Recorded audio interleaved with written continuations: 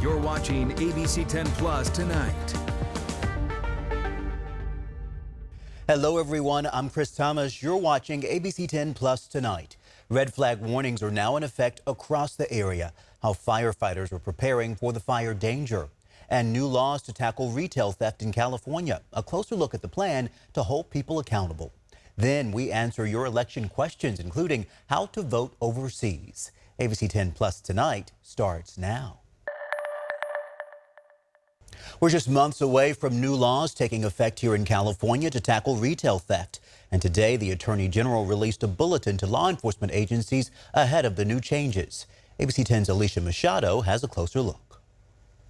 We see it across the state and in our region, retail theft hitting shops large and small. But at the beginning of the new year, new laws will take effect, aimed at cracking down on smash and grabs and closing loopholes. If you break these laws, you will be held accountable. On Thursday, Attorney General Rob Bonta issued an information bulletin or summary of the new laws to law enforcement agencies in the state, informing them of 10 new organized retail crime bills that were signed into law by Governor Newsom in August. These 10 laws address gaps that made it more difficult for law enforcement and prosecutors to bring perpetrators to justice. Among the new policies, legislation that allows for thefts against multiple victims or in multiple counties to be combined. The new laws also allow for stricter penalties, one creating sentencing enhancements for selling stolen property that has a value of $50,000 or more, an effort the AG says is to crack down on smash and grabs.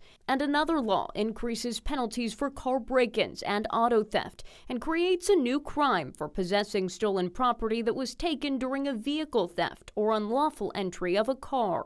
For perpetrators who are looking to skirt our laws and exploit potential loopholes, those days are over. Those loopholes are closed. And come November, voters will get their say in the conversation, voting on Prop 36, a ballot measure that allows for felony charges and increased sentences for certain drug and theft-related crimes.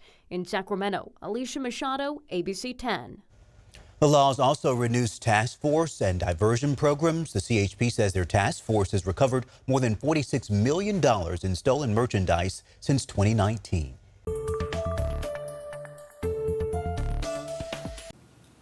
Each of these flavored tobacco products were outlawed in California in 2022. Just yesterday, they were on store shelves in Modesto, but today they're in the Modesto Police Department evidence room. We went out and conducted inspections at many more smoke shops to understand the gravity of the problem. 43 different locations we hit, made 22 different arrests. 43 smoke shops, and at each one, police say they found the now illegal flavored tobacco products. Those who work with children understand the gravity of the problem all too well. The Stanislaus County Office of Education provides buckets to schools so that we can have a controlled manner for taking care of controlled substances. We are not even a semester into high school, and we have already filled one of these buckets. So we do have a serious problem. Disturbingly, these products were specifically targeted and marketed towards children. While officers went in to check compliance, at some shops they say they uncovered even more crimes. Ranging from sales of flavored tobacco to illegal gambling machines, possession of marijuana for sale, possession of psilocybin mushrooms for sale. But police officials say this is not just a law enforcement issue. They say they need more teeth to be able to crack down harder. They say they need more action from City Hall.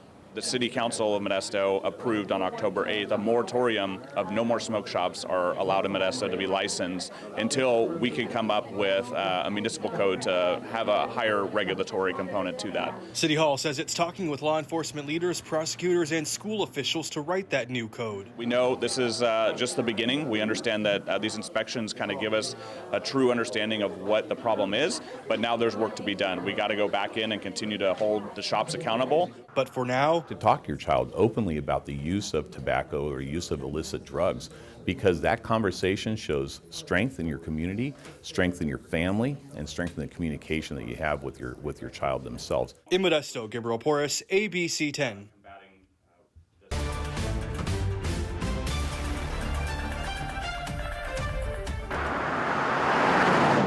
People living in Roseville, Rockland, and Lincoln will be voting on a 30-year half-cent sales tax increase to support road and highway improvements. Matt Click is the executive director of the Placer County Transportation Planning Agency. He says their economists predict it would generate about $41 million a year, adding up to about $1.58 billion over 3 decades. Number one project on our list is the State Road 65. It is the most congested corridor in Placer County. It's probably one of the top 4 congested corridors in the 6-county region of the Sacramento metropolitan region. He says this is a road with severe congestion 7 days a week. That project would be followed by fixing the State Road 65 Interstate 80 interchange. And the third top project. About 52% of the money would be for large regional roadway projects.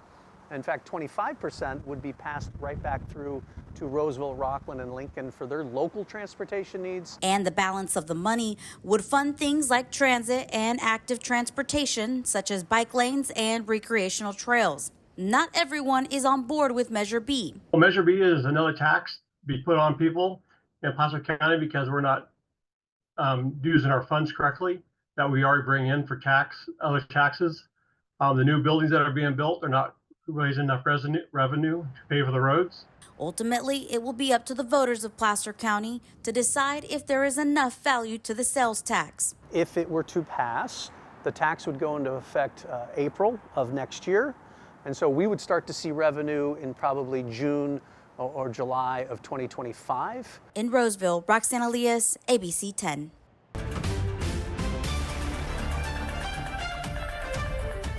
Mateo on YouTube asked us, what if I live overseas and want to vote for the first time?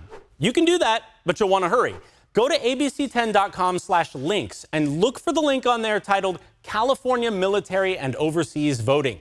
If you or a loved one is overseas and you haven't voted that way before, you gotta complete a new registration and select the option to register as a military and overseas voter.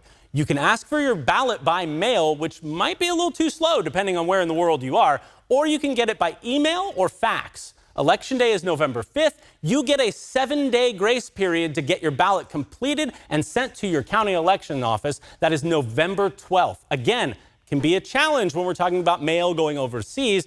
There is an option for overseas voters to fax their votes into the county. It does require a little more paperwork you got to fill out.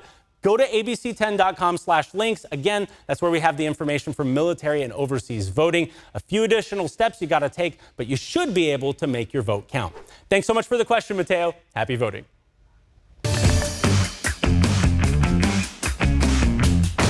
Prop 36 would roll back changes to criminal laws in California that were made by voters a decade ago. In the year 2014, California voters passed Prop 47, downgrading a bunch of drug and theft crimes from felonies to misdemeanors. Prop 36 would reverse many of those changes.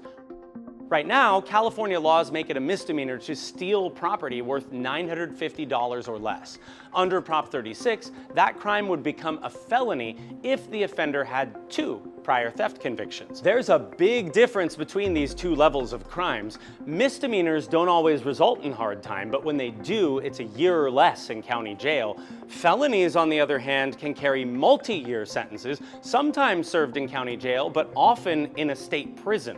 Prop 36 would require prison instead of jail in more felony cases. Prop 36 does contain changes to push some drug possession offenders towards treatment programs instead of prison. It also comes with what lawyers call a Watson advisement for drug dealers. On conviction, judges would put those offenders on notice that they could be charged for murder if they sell drugs again and somebody dies from using them. It costs money to put people behind bars. The state's fiscal analysts figure we're talking tens or possibly hundreds of millions of dollars more a year to house people in state prisons if Prop 36 passes. A yes vote on Prop 36 passes the package of tougher penalties for specific theft and drug crimes. A no vote rejects the measure, leaving the criminal law the way it is. Let's turn back now to the weather impact alert. High winds could lead to dangerous conditions, including heightened wildfire risk. The red flag warning impacts several counties and hundreds of thousands of people. This is a live look at Esparto in Yolo County. You see the wind blowing there. It's one of the areas seeing the strongest wind gusts right now. So let's bring in Carly as we continue to track these conditions. Absolutely. Don't let those cooler temperatures deceive you, right, Carly? Right. We're looking at 70s. It's nice, but it is very gusty out there, and those winds just aren't in the Esparto area north. We're also starting to see them coming down into the valley now. Right now in the Big Mountain backyard, we've been seeing some of these bushes moving and shaking about occasionally. Now, the sustained winds are about 15 miles per hour. But the wind gusts have been pushing in and out of our area up to about 20 to even as high as 40 miles per hour up in Marysville. Sacramento at 74 right now with the mid 70s across our valley spots, 43 degrees in Tahoe. Now the weather impact alerts starting up late tonight, 11 p.m. until Saturday, 5 p.m. for fire weather concerns, dry and gusty winds expected. Now the wind gusts, they could get as high as 45 to 55 miles per hour. Dry conditions leading to those fire concerns, and what we're going to see with that is even difficulty driving. We're looking at power shutoffs potentially by PG&E, and that's mostly for our Friday and Saturday conditions. What we're also going to see is that potential for any kind of loose Halloween decorations, as well as any kind of chairs you may have outside to also be blown over. So make sure you're watching for debris and maybe even some of those limbs on trees falling. Red flag warning, that is going to be in effect north of Redding all the way down to about Stanislaus, San Joaquin Valley spots, all the way toward the coastline and into the central coast. Now, the red flag warning is for that fire danger, some of the strongest winds being funneled in from the north, and most of the strongest winds really pushing toward areas of the coastal range, but we will see some downslope winds as well for those foothill spots. Taking a look at our futurecast winds in just a little while, we're looking at these wind gusts picking up about 35 to 40 miles per hour as they start making their way into areas right into the coastal range, and you're seeing even in the valley spots 20 to 30 mile per hour wind gusts. Now check this out as we move into the overnight hours into Friday morning. 12:30 a.m. we're still looking at very strong gusts funneling through our area, and again downslope as you see that there in those foothill spots. So very dangerous conditions. If anything sparks, it could move rapidly, unfortunately, so make sure you are prepared just in case. Saturday morning we still see some strong gusts, but things in the valley are starting to at least slow down, so that's some good news. Not all of your Saturday is a complete shot here, but we will see by 5 p.m. everything slows down and that red flag warning does come to an end. Now, as we take a look here, we are seeing the transition happening now. Well, we had those showers yesterday moving out of the area with that low pressure. The high is building, but that is funneling the strong winds in from the north now with windy conditions right now as we're seeing them. Now, we are looking at that low beginning to shift toward the east, and then the high begins to build just a little bit as we start moving into next week. We'll get more of a zonal flow, so temperatures upper 70s to low 80s, but we may even have a shot maybe by the following Friday to maybe see a little bit of those showers returning. We'll have to wait and see. But at this point in time, it looks like our FutureCast GFS model here showing that by Friday, we may have a slight chance for showers, especially north of 80 and maybe into our foothill spots and along the coastline. So we're hoping we see something of that effect happening for us that following week, but we'll have to wait and see. Of course, we are more concerned at this point with gusty winds as well as those dry fire conditions. Temperatures tomorrow in the foothills, we're looking at it right around those low 70s and upper 60s to 77 degrees in Ione. Bay Area temperatures, you're looking at upper 70s to low 80s. And then the valley spots, again, we'll be looking at upper 70s to mid 70s expected. Now, with our 10-day forecast, the alert days again for your Friday and Saturday, as we'll see mid to upper 70s, a low 80 there on Sunday. And then finally, moving through the week, we are going to expect those temperatures in the upper 70s to low 80s. But again, another shot for maybe showers that following Friday. Our own Devin Truby has been following what firefighters are up to in Tuolumne County as they are dealing and preparing for these dangerous conditions this weekend. Devin. Yeah, Carly, I'm in Twain Harte right now, where both Cal OES and Cal Fire have chosen to staff up, and Cal OES has decided to pre-position crews and equipment in order for them to respond with urgency. Now, that multi-agency task force just wrapping up that training earlier today. Take a look.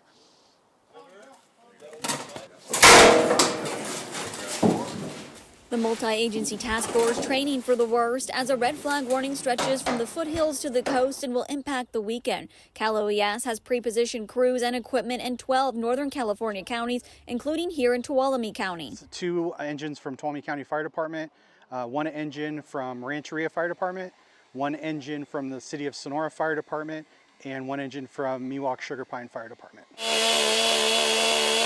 Crews using Thursday to train together to get to know each other, focusing on ventilating drills for structure fires. Friday, they'll do wildland drills. CAL FIRE is taking measures across Northern California. We have a staffing pattern, a statewide staffing pattern for Northern Region in place, which adds an additional engine to each unit. The Sonoma Lake Napa CAL FIRE unit has added 4 overhead positions. 5 additional engines from the Humboldt region have been brought in, plus adding logistical support to supply equipment, food, and fuel. They also received the Cal OES pre-positioned resources. We have pre-positioned strike teams and task force in Sonoma and Napa, as well as Lake County, Colusa County. All CAL FIRE and contracted aircraft are fully staffed across the state. CAL FIRE says resource distribution will be key through this weekend, with majority of Northern California experiencing a red flag warning. Well, the last time Tuolumne County had a pre-positioned task force was winter of 2023 when they experienced those atmospheric rivers. Reporting live in Tuolumne County in Twain Hart, Devin Truby, ABC 10. It is good to know, Devin, and we can't stress this enough. It's so important to take these precautions seriously because we know some of the most devastating wildfires have happened in October. Devin Truby, thank you. Music right there. Hello, I am Kevin John. Well, if you love high school football, you definitely will approve of our Northwest Exteriors Game of the Week. Now, for the first time this season, we're featuring 2 Sierra Foothill League rivals, and both are looking to bring the pain. ABC 10's Matt George has the story. When you play for the Rockland Thunder, you play with the weight of expectation on your shoulders. Sure, the fans and community are counting on winning seasons, but in this program, the highest expectations come from the players themselves. I mean, I think we have a team that's going to repeat this year, to be honest, section champs. I think we're still early on, to be honest. There's 2 parts of a season. There's like regular season, there's playoffs. I think take it 1 week at a time, and we're going to do phenomenal. In Rockland's way this week, SFL rival Granite Bay. Based off the way they play, the Grizzlies are an appropriate mascot for this program. But we ball football. I mean, aggressive, wants to hit everyone that wants to get in the way of us. Anyone that steps in our way, we're just going to bully them out the way. We want to win. The section championship and the state championship is what we want, so we'll bully anyone that gets in our way. Both of these teams are elite when it comes to the preparation they put into each game. But a true sign of a winner is how you handle those scrappy games, where the plan goes out the window. One of the things I like about us is the wins. The wins look different. You know, each win has been a little bit different with different guys contributing, which hopefully is a recipe for success going forward. A key to survival in a league like SFL is constant improvement. If you hit your ceiling too early, you're in trouble. I feel like our ceiling is so high, and we're not even close to it. So we're gonna keep working, get in the weight room, all that stuff, and just get better. Their ceiling's unknown at this point. As long as we continue to play as a team, who knows how far we can go. Every week in the SFL has massive implications. And at this time of year, the line between regular season and playoffs really starts to blur.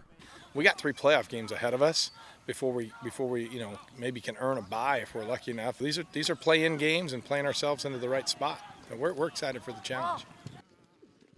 And we'll have a live report from the Game of the Week tomorrow at 6 p.m. Patients at Shriners Children's Hospital are getting into the Halloween spirit early, thanks in part to Spirit Halloween.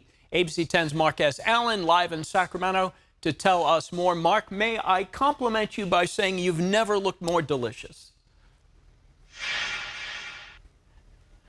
Why, thank you, Walt. Pepperoni for you, and it's an East Coast slice the way you like it. Want to break off a piece of me? You got it. I pulled an all-nighter. I've been wearing this costume since yesterday. Huge party for the kids yesterday. Alan Anderson, head of philanthropy for Shriners, dressed like a pirate. Arr. All right, save the pirate joke at the end. I'm going to hit you up for that, but in the meantime, let's go back to yesterday. The kids had a great time. Kids had a great time. They got free costumes all day long. Spirit Halloween was here with free costumes for the kids, and they raised money for us for our music therapy program. And you said yesterday what you loved about it was kind of an open house, so kids were coming in and out all day long. All day long. So you were here for a rehab appointment. After that, you came in and got to get a free costume. If you were upstairs, done with what you needed to do, you came down and you got a free costume. You got had to pick the one that spoke to you. I love seeing the kids have a good time. When kids are at Shriners Hospital, the children and their parents, they're going through one of the heaviest, one of the darkest times. And so you want to do anything you can to lighten that load. Absolutely. And I think it also helps kids be kids. You're in a hospital. No one wants to miss Halloween. Spirit of Children brings Halloween to them, and we have a huge party for them. Awesome. The video we're showing, I see Mario, and Mario played by Dominic. Right before the party, I had a chance to sit down with this kid, and you talk about music outreach. This kid plays a mean xylophone. Listen.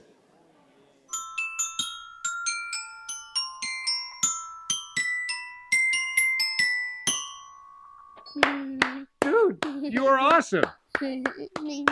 Have you submitted that to Taylor Swift? No. No, I know I already asked you that, but you really should. What do you want to do when you grow up? I don't know. I'm still thinking about it. You know what you should do? What? Everything. Maybe. Nice to meet you. Nice to meet you too, Mr. Mark. Mr. Dominic.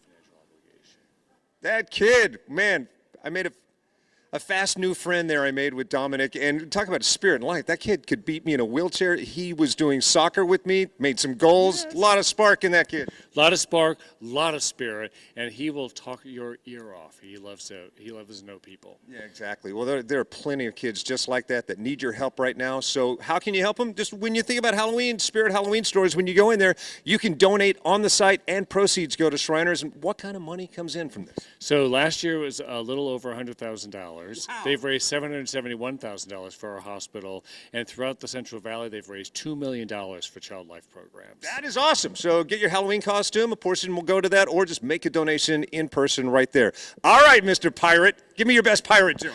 Only one I have, actually, is why did the pirate need a vacation? Why did the pirate need a vacation? He needed some R&R. All right, I've got one. Okay, put the sword down. You can put an eye out with that. All right, how much did the pirate pay for corn? How much? A buccaneer! Back at you. That hurt. I'm not sure where we go from here, but thank you both, gentlemen, for your pirate jokes du jour. All right, Mark, again, great outfit. Thanks for watching ABC 10 Plus tonight. We are here 24/7 on the free ABC 10 Plus app. You can get your news and weather anytime, anywhere. I'm Chris Thomas. We'll see you next time. An ABC 10 investigation. Some California lakes are dying. It's caused massive fish kills, which then in turn cause other problems. Fueled by a changing climate. Unless we make some of these subtle changes, that in 10 or 20 years, our kids won't have the ability to change things back. What's being done to stop the threat? The ABC 10 Weather Impact Team investigates California's dying lakes. A 4-part series starting at 10:30 after Monday Night Football and streaming on ABC 10 Plus.